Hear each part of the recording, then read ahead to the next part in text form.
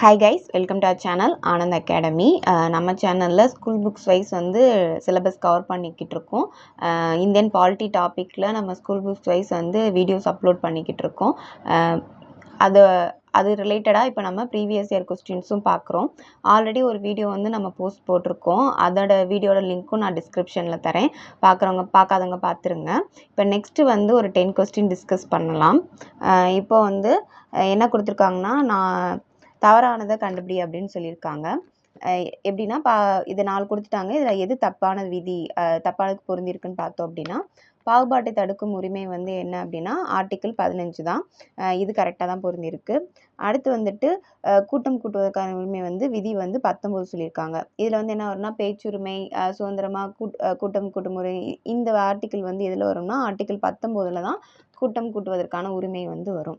அடுத்து உயிர் வாழ்வதற்கான உரிமை அப்படின்னு பார்த்தோம் அப்படின்னா, இது வந்து என்ன சொல்லியிருக்காங்க அப்படின்னா விதி 14ன்னு சொல்லியிருக்காங்க. இதுதான் தப்பு. ஏன்னா நம்மளுக்கு தெரியும், நம்ம ஆல்ரெடி நம்ம லெசனில் பார்த்துட்டோம். நம்ம வீடியோ பார்த்துருக்கவங்களுக்கு தெரியும். விதி 14 வந்து சட்டத்தின் முன் அனைவரும் சமம் தான் என்னது விதி 14. ஆனால் இங்கே என்ன கொடுத்துருக்காங்க, உயிர் வாழும் உரிமை வந்து விதி 14 கொடுத்துருக்காங்க. அப்போ இது வந்து தப்பு. அப்போ உயிர் வாழ்வுக்கு உரிமைக்கு வந்து என்ன விதி வரும் அப்படின்னு பார்த்தோம் அப்படின்னா, இது வந்து விதி 20 தான் கரெக்டு. ஆனால் இங்கே என்ன கொடுத்துருக்காங்க, விதி 14 கொடுத்துருக்காங்க. அப்போ இது தப்பு. அவங்க சொன்ன தவறானது கண்டுபிடியில் இதுதான் தப்பு. அடுத்து அரசியலமைப்பு மூலம் பரிகாரம் தேடும் உரிமை வந்து விதி 32. இது கரெக்டு. இப்போ அடுத்து பொறுத்துக தான் இதை இது பண்ண சொல்லியிருக்காங்க. இதுக்கெல்லாமே நம்ம ஆர்டிகிள்ஸ் வந்து படித்தாகணும். இந்திய அரசு கணக்கு தணிக்கை தலைவர் வந்து விதி வந்து 148. அப்போ ஃபஸ்ட்டு ஒன்றுக்கு ஆன்சர் என்ன அப்படின்னா ஆர்டிக்கிள் 148. அடுத்து நிதி ஆணையம் ஆர்டிக்கிள் 280. இது கரெக்டாக தான் பொருந்திருக்கு. அப்போ 2க்கு இங்கே வரும். அடுத்து நிர்வாக தீர்ப்பாயத்துக்கு வந்து விதி 323A. அடுத்து மத்திய அரசு பணியாளர் தேர்வாணையம் வந்து விதி ஆர்டிக்கிள் 315. அப்போ 4வதுக்கு இது. அப்போ இந்திய அரசு தணிக்கை தலைவர் வந்து விதி 148, நிதி ஆணையத்துக்கு வந்து விதி 280, அடுத்து நிர்வாக தீர்ப்பாயம் வந்து விதி 323A, அடுத்து மத்திய அரசு பணியாளர் தேர்வாயம் வந்து விதி 315.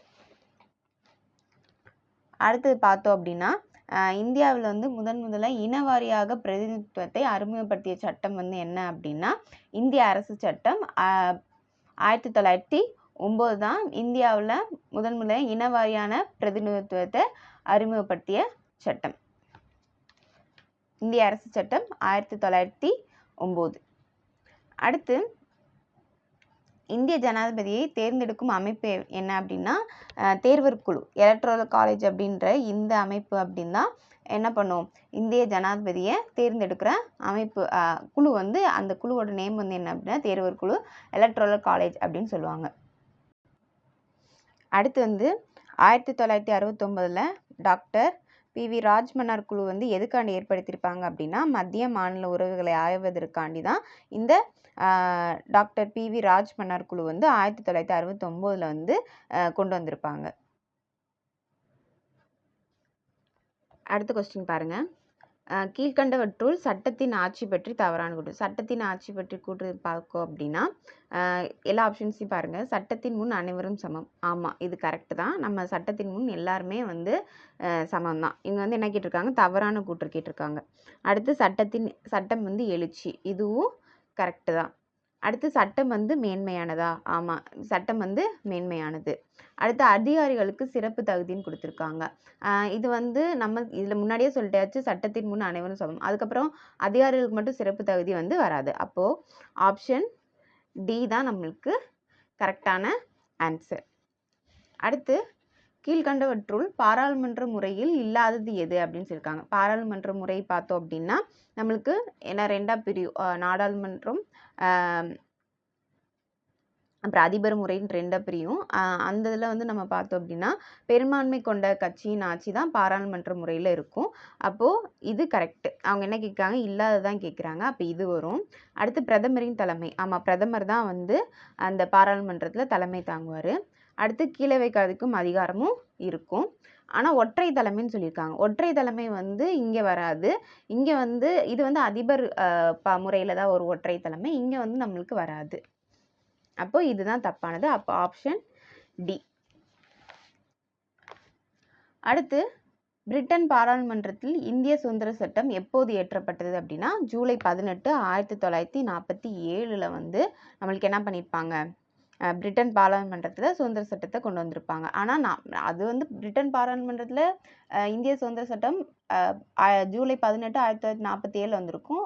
ஆனால் நம்மளுக்கு ஆகஸ்ட்டில் தான் வந்துட்டு இங்கே வந்திருக்கும். சட்டம் வந்து ஜூலை 18லேயே ஏற்றிருப்பாங்க. இது கொஞ்சம் பார்த்து போடுங்க.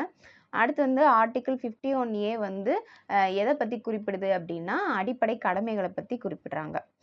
ஆக்சுவலாக வந்து இது நம்ம அடிப்படை கடமைகள் வந்து ஸ்டார்டிங்கில் இருந்திருக்காது. நம்ம 42வது சட்ட திருத்தப்படி 1976 நடந்த 42வது சட்ட திருத்தத்தில் தான் இந்த அடிப்படை கடமைகளை வந்து சேர்த்திருப்பாங்க. இது வந்து எந்த நாட்டிலேருந்து எடுத்திருப்பாங்க அப்படின்னா சோவியத் யூனியன் USSRலேருந்து தான் கொண்டு வந்திருப்பாங்க. நம்மளுக்கு ஸ்டார்டிங்கில் வந்து 10 கடமைகள் இருக்கும்.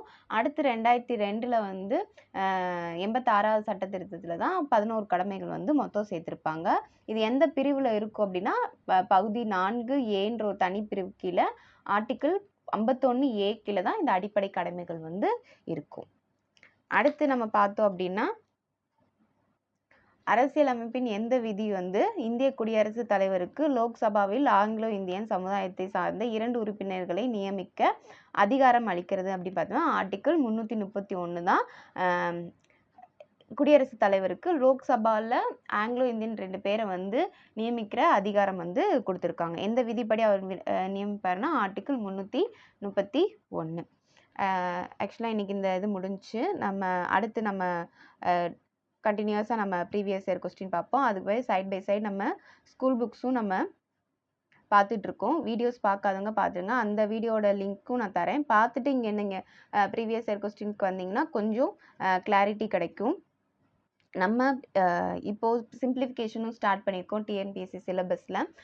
அந்த வீடியோவும் நான் வந்து லிங்க் தரேன், பார்க்குறவங்க பார்த்துக்கோங்க. அதோட ஷார்ட்கட்ஸ் நிறைய நம்ம போடுறோம். நெக்ஸ்ட்டு டெட்டுக்கும் நம்ம ப்ரீவியஸ் இயர் கொஸ்டின்ஸ் வந்து டிஸ்கஸ் பண்ணுறோம். அதோட வீடியோஸும் இனி கண்டினியூஸாக வரும். பார்க்குறவங்க பாருங்கள்.